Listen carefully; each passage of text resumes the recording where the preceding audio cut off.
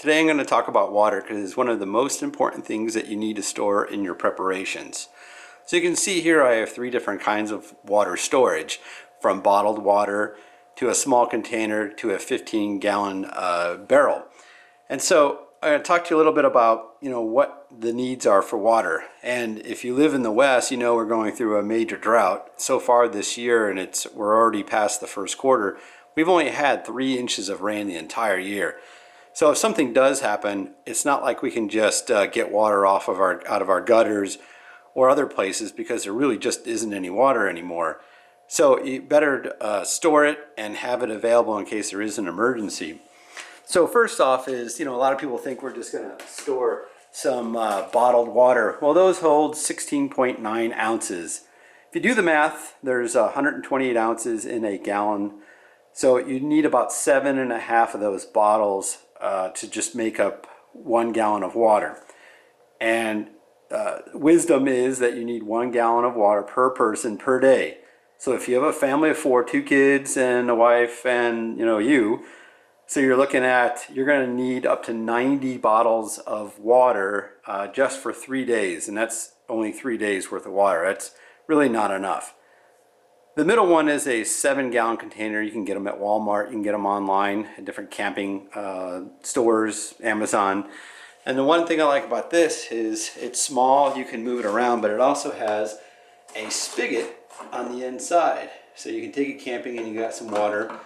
Also, I have these at my in-laws' house and up on a shelf. And if there is ever an emergency, I know that they have at least a little bit of water, and it's easy to use with the spigot. The next is this 15-gallon barrel of water that I keep out on the patio. And one of the things I like about this is it's easier to transport and refill than some of the bigger barrels of water or barrels that are available. You can see here I just put it on a little dolly.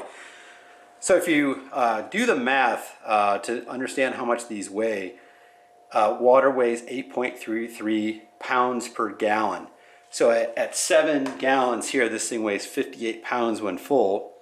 The 15-gallon barrel weighs 125 pounds when full. A 33-gallon barrel weighs 275 pounds full of water. And they also make 50-gallon barrels, and that weighs 416 pounds. So it's not like something you're going to be able to move around, or your wife can move around very easily. That's why I like these 15-gallon barrels. They're very easy to transport. You can kind of roll them on their bottom. Or you can also put a little dolly like this on them and just wheel them inside. Or if you have them in your basement and you need to replace the water, you can get them up the stairs relatively easily versus a 33-gallon barrel at 275 pounds. But if you do live somewhere where you need to store more water than just what we have here, there is a way to do it, and I'll show you next. Okay, now I'm going to show you where else you have some emergency supply of water in your house, apartment, or condo, or wherever you live, and it's basically your water heater. So your water heater obviously is storing a large amount of water unless you have one of those instant hot water heaters. This one, you can check the side of your hot water heater. This one holds 50 gallons. So I have an extra 50 gallons of water that's available besides what I already store. And it's pretty easy to access if you've never done it. This is the valve that can drain your hot water heater, and basically you can just take that off. I pre-loosened it. I needed this first, so you better make sure you have a wrench around that you can take that off with, because it was on there a little tight. And then what I have is a hose that you can get online at Amazon or go to Walmart, and it's made specifically for drinking water, and it just screws on. And I'm not going to bore you with screwing that all the way on. It just screws on, and you pull this down and release the water. Now, caution, that water is going to come out. It's going to be very hot. So it's something that you want to probably drain into a bucket and then let it cool before you attempt to drink it. Also, if you've never drained a hot water heater before, there's going to be a lot of sediment in it.